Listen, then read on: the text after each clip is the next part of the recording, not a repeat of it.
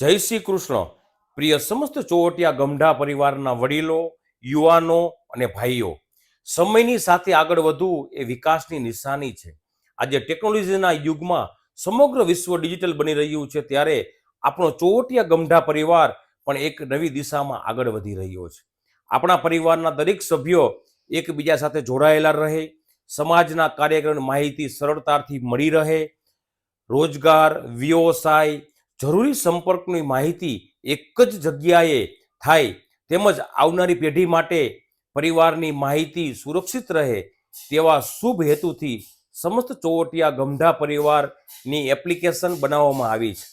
આ એપ્લિકેશન માત્ર એક મોબાઈલ એપ નથી, પરંતુ આપણા પરિવારને એક મજબૂત ડિજિટલ પ્લેટફોર્મ પર જોડાવાનો એક મોકો મળે છે.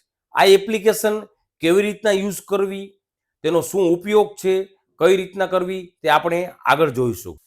હવે આપણે આગળ કોઈ એપલનો ફોન યુઝ કરતા હોય તો એપલ સ્ટોરમાંથી, અને એન્ડ્રોઈડ કરતા હોય તો પ્લે સ્ટોરમાંથી ચોવટિયા ગમઢા પરિવારની નામની એપ્લિકેશન હશે, એ ડાઉનલોડ કરી લ્યો. ડાઉનલોડ કર્યા પછી તેની અંદર એક ઓટીપી જનરેટ થશે. એ ઓટીપી તમે એન્ટર કરશો એટલે આખી એપ્લિકેશન આપણી ખુલી જશે. એપ્લિકેશન ખુલ્યા પછી સૌ પ્રથમ યોર નેમ આવશે.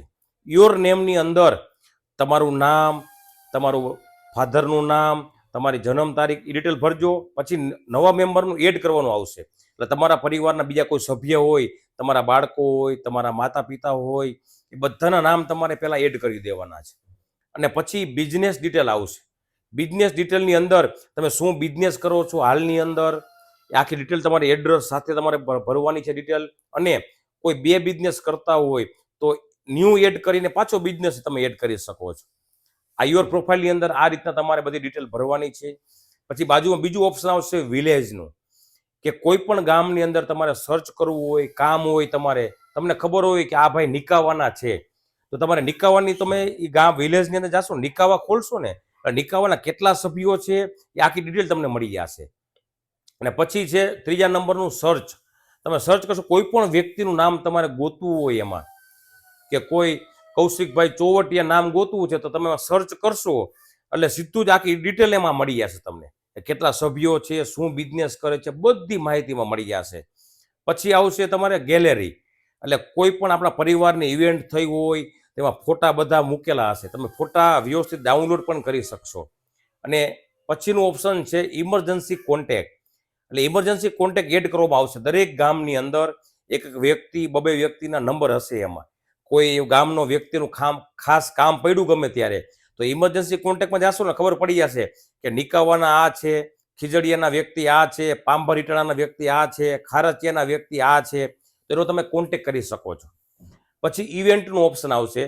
ઇવેન્ટના ઓપ્શનની અંદર જ્યારે કોઈ ઇવેન્ટ આપણી આવવાની છે, આપણું સ્નેહ મિલન આવશે આગળનું, તો એમાં ઇવેન્ટમાં લખેલું આવશે, તમને નોટિફિકેશન આવશે કે આ તારીખે આપણું સ્નેહ મિલન છે, આ તારીખની અંદર તમે રિઝલ્ટ પહોંચાડવાના છે, બધી માહિતીમાં તમને મળી જશે. એના પછીનું ઓપ્શન આવશે જોબનું, કે જોબની અંદર કોઈ પરિવારના બેન દીકરીઓને જોબ કરવી હોય તો ઉપર એમાં એડ કરવાનું આવશે. તમારે કઈ જોબ કરવી છે, શું તમારી કેટેગરી છે, એમાં તમે એડ કરી શકશો.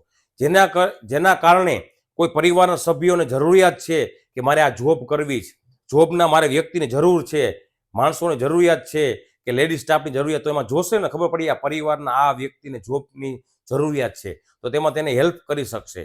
અને લાસ્ટ ઓપ્શન છે બિઝનેસનું, કે બિઝનેસની અંદર તમે કઈ કેટેગરીની અંદર છો એ બધી માહિતી એમાં હશે. કોઈ માણસને એક્ઝામ્પલ કે ઘરઘંટી લેવી છે, તો તમે એમાં ઘરઘંટીનું ઓપ્શન તમે દબોશો ને, એટલે આપણા પરિવારના કેટલા વ્યક્તિ ઘરઘંટી બનાવે છે ને આખી માહિતી તમને મળી જશે.